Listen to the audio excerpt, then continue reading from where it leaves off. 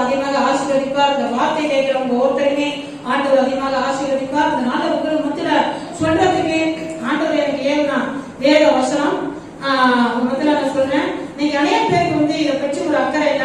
நீங்க படிக்கிறீங்க, அது அவங்க ஒரு கருத்தாக ஒரு பயமாக ஒரு அன்பாக ஒரு பக்தியோட அந்த வசனங்களை நீங்க வாசிக்கிறதுல. அதனால நான் திரும்ப திரும்ப இந்த வசனங்களை மத்தியில நான் வாசித்து காட்டுறதுக்கு நான் ஏவப்படுறேன். யோவான் 6 அதுல 1-2 வசனங்களை நான் வாசிக்கிறேன். எல்லாத்தையும் வாசிக்கிறேன். 48 ஜீவ அப்பா நானே, ஜீவ அப்பா நானே அப்படின்னு ஆண்டவர் சொல்லியிருக்காரு. இப்ப ஜீவ அப்பா, ஜீவனை கொடுக்கக்கூடிய அப்பா இயேசுவானவர். இப்ப அந்த அப்பா எப்படி வந்துச்சு? அடுத்த 51 வாசிக்கிறேன். நானே வானத்திலிருந்து இறங்கின ஜீவ அப்பா, இந்த அப்பத்தை சுசிக்கிறவன் என்றென்றைக்கும் பிழைப்பான். நான் கொடுக்கும் அப்பம் உலகத்தின் ஜீவனுக்காக நான் கொடுக்கும் என் மாமிசமே என்றார். பாருங்க, அவர் கொடுக்கிற அப்பா அவருடைய மாமிசமா? ஜீவ அப்பா நானே, அவர் கொடுக்கிற அப்பா அவருடைய மாமிசத்தை நமக்கு அப்பமாக கொடுக்கிறாரு. இப்ப அந்த அப்பத்துல என்ன இருக்குது? ஜீவன் இருக்குது. அந்த ஜீவன் அடுத்து இன்னொரு வசனம் வாசிக்கிறேன். 53 வாசிக்கிறேன். அதுக்கு இயேசு அவர்களை நோக்கி, நீங்க மனுஷ குமாரனுடைய மாமிசத்தை புசியாமலும் அவருடைய ரத்தத்தை பானம் பண்ணாமல் இருந்தா உங்களுக்குள்ள ஜீவன் இல்லை என்று மெய்யாகவே மெய்யாகவே உங்களுக்கு சொல்லுகிறேன். என் மாமிசத்தை புசித்து என் ரத்தத்தை பானம் பண்ணுகிறவனுக்கு நித்திய ஜீவன் உண்டு. நான் அவனை கடைசி நாளிலே எழுப்புவேன். அவருடைய அப்பத்தையும் அவருடைய ரசத்தை அவருடைய மாம்சத்தை அவருடைய ரத்தத்தை பானம் பண்ணுகிற நமக்கு நித்திய ஜீவன் உண்டா. அவர் வரும் பொழுது அவர் என்ன பண்ணுவாராம்? நம்மள உயிரோட எழுப்புவார். இதை திருவண்ணாமலை நடந்துச்சு. நிறைய பேர் விசுவாசியே கிடையாது. அப்படியே நிறைய இடங்களை விசுவாசிகளை பார்த்திருக்கிறோம். திருவண்ணாமலை கூடி வரும் பொழுது என்ன செய்றாங்க? பாதி சமய காலையில் எழுப்பி போயிருது. அப்ப அவருடைய ரத்தமும் அவருடைய சரீரமும் நமக்குள்ள வரலன்னு சொன்னா, அவருடைய ஜீவன் நமக்குள்ள வரலன்னு சொன்னா, அவரு நம்மள கடைசி நாள்ல அவர் வரும்பொழுது நம்மளை எழுப்பவே முடியாது, உயிரோட எழுப்ப முடியாது. அப்படி உயிரோட எழுப்பினவர்கள் மட்டும்தான் என்ன செய்ய முடியும்? தேவனுடைய ராஜ்யத்துக்கு போய் சேர முடியும். அவரோட பிள்ளையாக அவருடைய பிள்ளைய அவருடைய ஜீவன் யாருக்குள்ள இருக்குதோ அவங்க என்ன செய்வாங்க? உயிரோட எழுப்ப முடியும். இன்னைக்கு அநேக பேருக்கு அதை பத்தி அறிவு கிடையாது. திருவண்ணாமலை கொடுத்தா கொடுக்க முன்னாடி போ, தந்தா தராடி போ, பாத்துக்குவோம், அடுத்த மாசம் பாத்துக்குவோம், அடுத்த வருஷம் பாத்துக்குவோம். நீ இன்னைக்கு அநேக பேர் அதை கொடுத்து என்ன செய்யலையா? ஒரு அக்கறை கிடையாது, ஒரு வாட்சியம் கிடையாது, ஒரு தாழ்வு கிடையாது. அதை எடுக்கிறது ஏதாவது முயற்சி எடுக்க மாட்டேங்கிறியா? இப்படி இருந்தா பருவராட்சியம் போறது ரொம்ப கஷ்டம். இருக்கிறார் எப்படியாவது ஆண்டோட ரத்தத்தை சரீரத்தை நம்ம பாத்து பண்றதுக்கு முயற்சி எடுக்கணும். அதுக்கு தகுதிப்படணும். என்ன அச்சப்பட நடத்தினா ஊழியர் ஐயா, நான் சின்ன அந்த தீ குடிக்கிறது கொஞ்சம் சூடா போய் ஆசைப்படுவேன். 6 வருஷம் முடிய மாட்டேன்.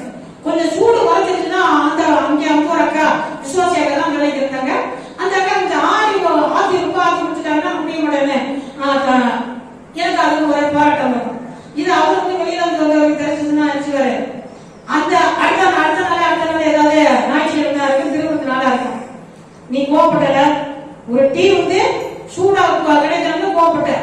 இந்த மாசத்துல திருவிழா உனக்கு கிடையாது. இந்த சின்ன விஷயத்தையான ஒதுக்கி வச்சுருவாரு.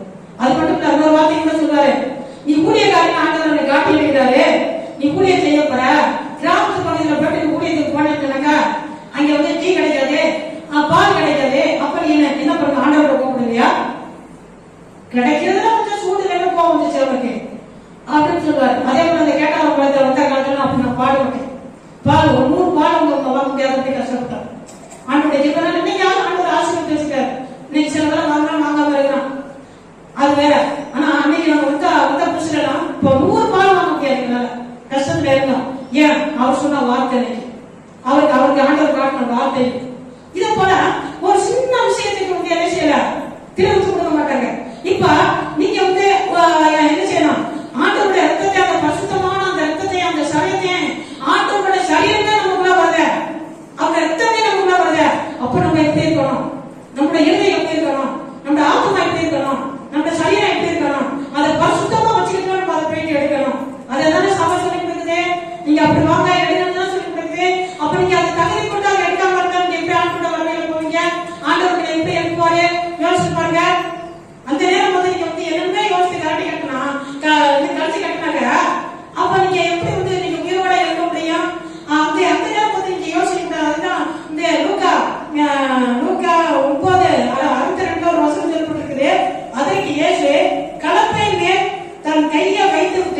பின்னிட்டு பார்க்கிற எவனும் தேவனுடைய ராஜ்யத்துக்கு தகுதி உள்ளவன் அல்ல என்றார். பார்க்க களத்தை மேல கையை வச்சுட்டு பின்னிட்டு பார்க்கிறவங்க தேவனுடைய ராஜ்யத்துக்கு தகுதி உள்ளவர்கள் அல்லையா? அதனால சகோதரன் சகோதரியில நீங்க ரசிக்கப்பட்ட ஜனங்க, ஞானஸ்நானம் எடுத்த ஜனங்க, இதுக்கு மேல திருமணத்தை எடுத்திருப்பீங்க, முன்னாடி எடுத்திருப்பீங்க. இப்ப நீங்க இன்னும் எடுக்காம இன்னும் காலத்துல தள்ளிப்பட்டா இதோ வருகை சீக்கிரமாக இருக்கிறது, இதோ சீக்கிரமா வரவேற்றிருக்காரு. அதே போல உலகத்தின் கடைசி காலத்துல கடைசி நேரத்துல நம்ம வைக்கப்பட்டிருக்கிறோம். எப்ப ஆண்டோட வருகை இருக்குன்னு தெரியாது. எப்போ உலகத்துக்கு நடக்கிற எல்லா காரியத்தை பார்த்தா ஒரு சம்பவத்தை பார்த்தா வேற வசனத்துல சொல்லியிருக்கிறதா அப்படியே நிறைவேறிருக்கு. நீ பரிசுத்தவங்க ஊழியக்காரங்க அதே இடத்துல முடங்கிட்டுதான் இருக்காங்க. நீங்க பாத்தீங்கன்னா குடிப்பேன் பாத்தீங்கன்னா எந்த பக்கம் தேவ வார்த்தையை கேட்டீங்கன்னா விட்டு விடவே மாட்டீங்க. சபையில வார்த்தையை கேட்டீங்கன்னா விட்டு விட மாட்டீங்க. அதனால நீங்க என்ன செய்ய, வேத வசனங்களை கேளுங்க, கேட்டு கீழ்படுத்தி ஆண்டுடைய வார்த்தையை வந்து நீங்க அல்ல தட்டாதபடி கலப்பை மேல கை வச்சு பின்னிட்டு பாக்குற போல ஆண்டவர்கிட்ட வந்துட்டு ஒவ்வொரு சம்பவத்தை நினைச்சு பின்னிட்டு பார்க்காதீங்க. பின்னிட்டு பார்க்காதபடி ஆண்டவரை பார்த்து முன்னால ஓடுங்க. உங்களுக்கு அனைத்து காரியம் ஆண்டவரை பார்த்துக்கிறார். ஆண்டவர்கிட்ட ஒப்பு கொடுங்க. பாசுவாரு ஒரு பாட்டி டைம் தான் வந்து ஒரு பாட்டி அவங்களோட ஞானசலை எடுத்துச்சு. அந்த அம்மா நல்ல வயசானவங்க ஞானசலை எடுத்துட்டு திரும்ப ஆராதனை இருக்குமா, ஞாயிற்றுக்கிழமை ஆராதனை. அந்த அம்மா வந்து இன்னொருத்தருக்கு ஆடு மேய்க்கணும், ஆடு வச்சுட்டான். எங்க ஊர் பக்கம்னா ஆடு வச்சிருந்தாங்க, அவங்க 100கணக்கான ஆடுகளை வச்சிருப்பாங்க. அது மேய்க்கிறதுக்கு ஆடு வைப்பாங்க. இப்ப இந்த அம்மா அவருக்கு வந்து ஆடு மேய்க்கிறதுக்கு போகுதான். இப்ப ஆராதனை வந்துருச்சு. இது ஓனர்கிட்ட ஆடு வச்சாதான் அவங்க சம்பளம் கொடுப்பாங்க, சாப்பாடு பண்ணுவாங்க, வேற வழி கிடையாது. இது என்ன பண்ணுறா, ஞாயிற்றுக்கிழமை கொண்டு பயப்படிட்டோம். இங்கேயாவது வந்து காடுகள்லாம் கொஞ்சம் மலையெல்லாம் கொஞ்சம் அப்படியே அடைப்பு இருக்கிற போல இருக்கு. அங்கெல்லாம் வந்து பார்த்தாக்க தெரியும், அந்த கடைசியில பார்த்தாக்க அங்கேதான் சூரியன் முளைச்சு வரது போல தெரியும். சூரியன் மணிக்குள்ள இருந்து வர போல இருக்கும். பார்த்தா ஒரே மனாந்தரமான வழியாக இருக்கு. தச்சா மடிச்சு போனான் நான் சொல்றது. அப்ப வந்து கொண்டு அந்த அம்மா வந்து என்ன செய்யணும், அந்த ஆட்டை கொண்ட புல்வெளியில விட்டுட்டு ஆண்டவரே நான் ஆராதனைக்கு போறேன், நீ திருவிழந்து வர உங்க ரத்தத்தை சரீரத்தை பானம் பண்ண போறேன், என்ன செய்ய இந்த ஆட்டெல்லாம் நீங்க பாத்துக்கிறீங்க, எங்கேயும் சொதவி பகாரத்துக்கு பாத்துக்கிறேன்னு சொல்லி சோமன் விட்டுட்டு இங்க வந்துடணும். இங்க வந்து ஆராய்ச்சிட்டு திருவிழந்து ஆராதனை அடிச்சுட்டு போய் பார்த்தா அங்க ஆடை பார்த்தா நல்லா மேய்ச்சிட்டு வயிறெல்லாம் தள்ளி வச்சுட்டு அப்படியே எல்லாம் அசைப்பட்டு அமைதியா படுத்து கிடக்கும். ஒரே வந்தா போய் ஆச்சரியப்பட்டு பிறகு வந்து அம்மா ஆட்டை ஓட்டிட்டு போவோம். இப்படிதான் விசுவாசிகள் உலகத்துல வந்தாங்க. நீங்க என்ன செய்றீங்க, பின்னிட்டு பாத்தீங்கன்னா ஒரு மன சாப்பிட்டு சொல்லியிருந்தா ஆண்டோட வருகையில போக முடியாது. ஆண்டோட வருகைக்கு நீங்க தகுதி கொடுங்க, ஆயுதம் கொடுங்க. ஆண்டோட வருகை சீக்கிரமாக இருக்குது. கர்த்தருக்கு ஆசீர்வதிப்பார். ஆமென்.